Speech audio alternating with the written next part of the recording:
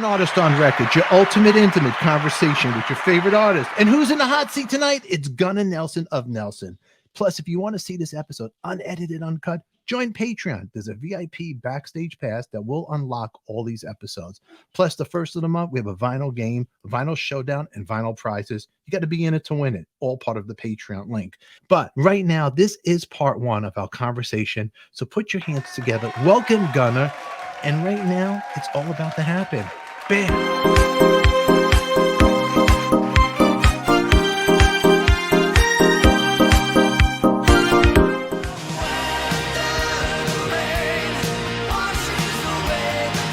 I remember when you guys came out, and it's crazy. You guys, great songs, great melodies, great hooks, and you put a lot of heart and soul when nobody was giving you a chance, because people think the past history from Ozzy and Harriet, your dad, Ricky. Oh, they think trust fund kids, man. Their whole thing is like in rock and roll, especially, well, in America in general, people want to believe in that whole rags to riches thing, which is great. You know, Tupelo, Mississippi, Shotgun Shack becomes Elvis. They love that story, and it's a fantastic story, and it is. But you know, no one was ever going to believe Matthew and I were a couple of dumpster diving street kids. We just weren't raised that way, you know. But what they don't know, like when the first Nelson record came out, you know, Matthew and I never really intended to be like any of the Sunset Strip bands, because we started a lot earlier. Matthew and I started playing when we were 6 years old, and we started playing the LA club scene professionally from the time we were 12.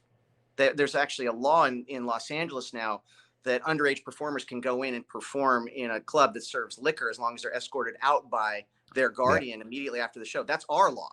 We actually put that on the book. So we actually cut our teeth a full decade before the whole Sunset Strip scene even happened.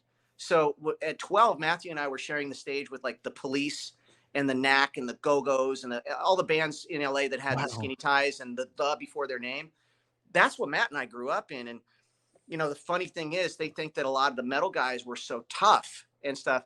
Bunch of wusses, man. If you got into a street fight back in that day, it was an exception. But man, during the day when Matt and I were playing clubs, all those like shiny, happy, skinny tie band, those were all the guys that were on heroin. Those were all the people that would sabotage your gear. They'd freaking knife you if you went 5 minutes over on your set time. That's what Matt and I grew up in. And it's cool because it really toughened us up for later on. You know, I understand we're a lot, and we make a lot of, and especially back then, made a lot of people uncomfortable. You had that, you know, androgynous image, which I get. It was a lot. We kind of looked like Milli Vanilli, but that whole look was really our doing. The record company did not do that. That was our thing. Our whole thing was like, you're flipping through MTV and you've got a second, maybe a second and a half to capture people's attention. That was just basically peacocking to get people to park on MTV just long enough to dig the music. Mm-hmm. And that was our call. And all of our contemporaries at that time, they were doing the black and white, spill beer on your girlfriend warehouse videos. That's what everybody else was doing. We had Technicolor videos with snow falling up and birds flying backwards, for crying out loud. We wore freaking chaps. You know, it was a lot to make. It was a lot to make fun of. I get it. But at the core of it was two brothers around two acoustic guitars, writing their own songs, recording their own music in the studio. We never got any credit for that. And we got turned down by every single label in both New York and Los Angeles twice. It's so crazy. Before we actually got signed to Geffen. And Jack Ponte was in the middle of that whole thing. You know, he was part of that shopping to New York thing. And actually, I just came from the mastering studio. I know I'm talking a lot, and I'm all over. No, we here. But we just actually left the mastering studio in East Nashville. We got to master the Nelson Greatest Hits and Near Misses record that we're doing with Universal. 17 songs, and it's the first time in our career where we could do a greatest hits record that spans the entire career. Our independent label, our own label, Stone Canyon Records, did a deal with Universal, and our whole catalog is now there. So we got to pick the best from the entire career. And it was really kind of cool to proof all of the liner notes that came through my email while I was sitting there in the mastering studio with legendary Ted Jensen, who has at Sterling Sound mastered my favorite records when I was growing up. I mean, this guy has done, if you love it, I guarantee you Ted mastered it.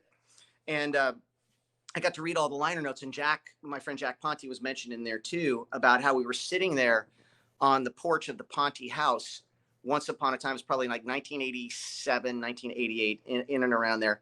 Our dad had died on New Year's Eve, 1986. So we're still kind of like recovering and finding ourselves and writing songs. And we had met Jack through a mutual friend. And you know, he's a really incredibly passionate, colorful character, let's say. Yeah. Very opinionated. And we had just gone to New York City and gotten thoroughly rejected by Derek Schulman, who at the time was John Bon Jovi's A&R guy at Mercury. And, you know, John was on the Slippery thing and at the height of his career.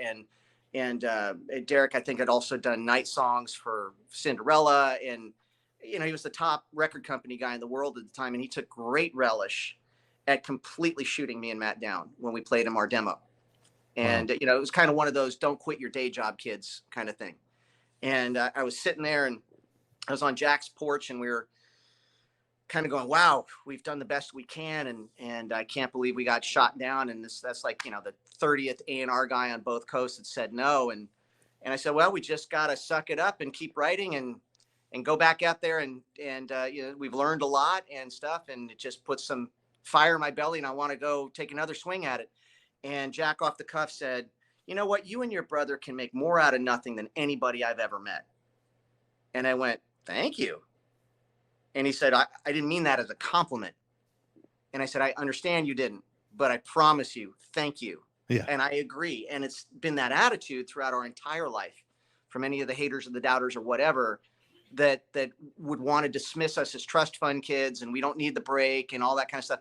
It made us work harder. It made us write better. It made us do the shows when we were sicker. It made us record later in the night and give a shit more. And I think that's what it's all about, man. It's like, you've got to really be passionate about what it is you do and stick with it no matter what. And all of those little moments that I remember being on the Jack Ponte family porch there in Tom's River, and that particular moment, I wrote that down in the liner notes for this freaking greatest hits record. That's kind of neat. I'm just a kid from Burbank who wanted to make music, you know? And I was kind of reading back my words and kind of reliving the moment. And all of a sudden it hit me that same demo tape that got absolutely fabulously canned in person by the top A&R guy in the world at the time. I can't live without your love and affection. Had Love and Affection, After the Rain, More Than Ever, Only Time Will Tell. They were the same demos that got us signed a year later to John Kolodner at Geffen, and the rest is history. Wild. So everyone's going to have an opinion, man. Everyone's going to have an opinion. And sometimes you got to be able to take the pony from the room full of crap and make something out of it.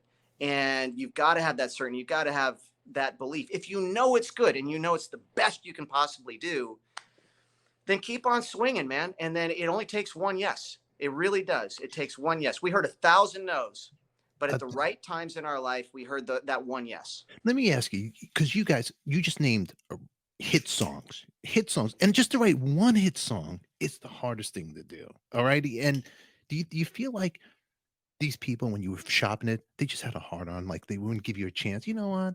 Yeah. Pretty boy, the family. I don't want to give them I don't want to deal with them. Well, it's that whole guilty until proven innocent thing.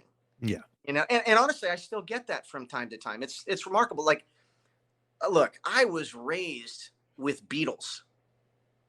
Okay. I mean, these were people that were over at my house all the time. I mean, Uncle George was my next door neighbor, George Harrison. It's great. You know, I mean, the crazy haired guy that wouldn't leave the house was Bob Dylan. I mean, that's who I grew up with. Right. And what I learned was the most competent people were the coolest. They're the most down to earth. Yeah. The ones that should be total dicks are the ones that are the coolest people. I mean, Paul McCartney could not be nicer. You right? And then throughout my career, I've also met, and surprisingly enough, because, you know, once you've spent enough time in the trenches doing what it is we do, and you're still doing it, and you're doing it at a top level, and you're not phoning it in. You treat every show and every record and every song like you mean it. and all that, there's a certain amount of respect that you should have from your compadres that are in the trenches, whether or not they play your kind of music or not. We all know what we all go through and what we've gone through and what we've had to go through to get to this point, right? And there's a certain amount of respect that should come with that. And rarely I get some attitude and all that, but we usually can convert somebody. All it takes is for them to play with us or to write with us and stuff. And it's uncomfortable. It's like in our dad's case, and I'm not comparing myself to him at all because the guy was fabulously beautiful. I mean, he was freakishly good looking. But that was actually a blessing and a curse in his case, because like when John Fogerty inducted our dad into the Rock and Roll Hall of Fame, he wrote and said that for most critics to have to admit that Ricky Nelson actually had the talent that he really did have would be like having somebody having to admit that the prom queen had a brain. I learned my lesson well. You see, you can't please everyone, so you got to please yourself. It's just uncomfortable because it goes against the paradigm, you don't want to think that that's the case. And, in our case, in Nelson's case, to us, it was always about the songs. When we were doing, as I mentioned, we cut our teeth in those LA clubs a decade before those other guys even started playing. So what I noticed, even from a very young age, when you would go to a club, and that was the paradigm, right? You put an act together, you put your band together, you play clubs, you build a following, you start creating a buzz. The record company guy at Mega Records hears about that, comes down and sees your band, signs you. You make a record, you make a video, and you're a big star. That's the dream, and that's the way it was back then. Now with social media, everything's completely changed, but that was the paradigm that we grew up in. That was the formula, right? And what I realized, even as a 12-year-old playing clubs with all these adults, is that most bands had like one song that all the girls used to wait through the entire set to hear. Yeah. Even the hardcore fans, they knew the words to all the songs, but when that one good song started to play, you heard those first tones of that, the chicks would go crazy and the place would go crazy. So registered to me and Matt, man, it's all about the songs. That's if they have one song, but what if you can be one of those acts like where every song is like the first Boston record? That's what I wanted to do. What I wanted to do was, go back to the drawing board, take less of an emphasis off of building a club following, a live following, go back to the drawing board and relearn how to write songs at a Billboard Hot 100 top 10 level. And that takes a lot of writing and a lot of experience and a lot of time. And, we just didn't really feel like we had a lot of time. After our dad died, he left us $4.5 million in debt, and we didn't really have an option at that point. It was either sink or swim. Yeah. And, there was no money to go to college or do any of that stuff. Plus, I wasn't really framed that way. I just really wanted to be a musician. So back then it was get that elusive record deal. So when we finally got our record deal with John Kolodner and Geffen, we had $18 in a joint bank account Matthew and I shared. We were crashing on friends' couches, living out of the trunk of our car, like so many musicians have. Mm-hmm.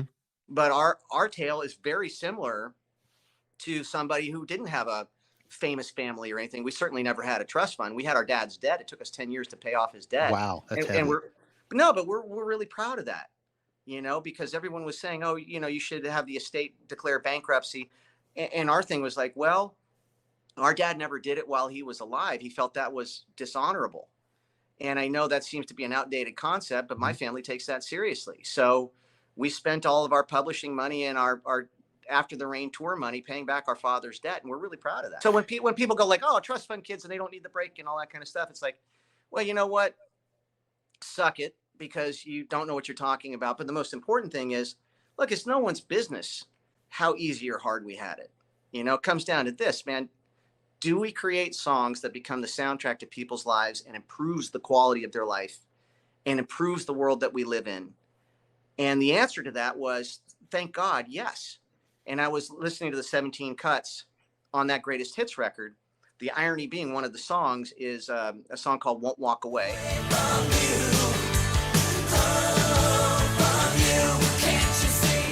that we rewrote with Jack at that time.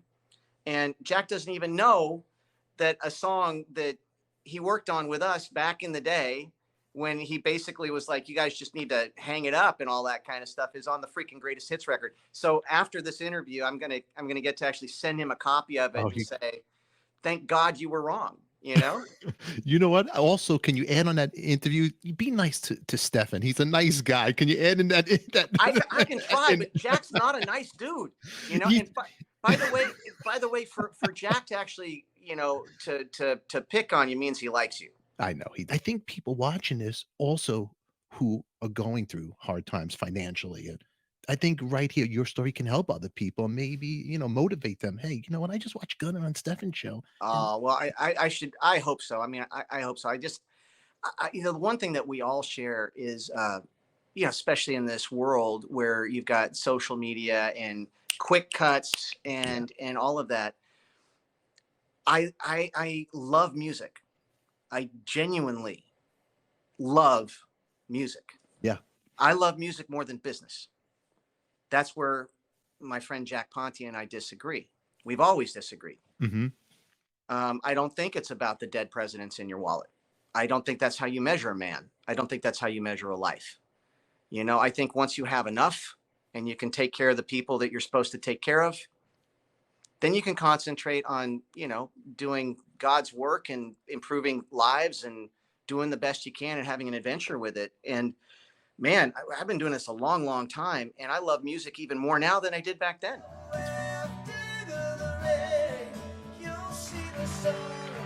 That was part 1 of Gunnar Nelson. But if you want to see part 2, subscribe and hit that bell to be notified so you don't miss it when we release it. Until then, everybody, it's only rock and roll, and we like it. And remember, who loves you, baby? We do. We're out of here, kids. Bam.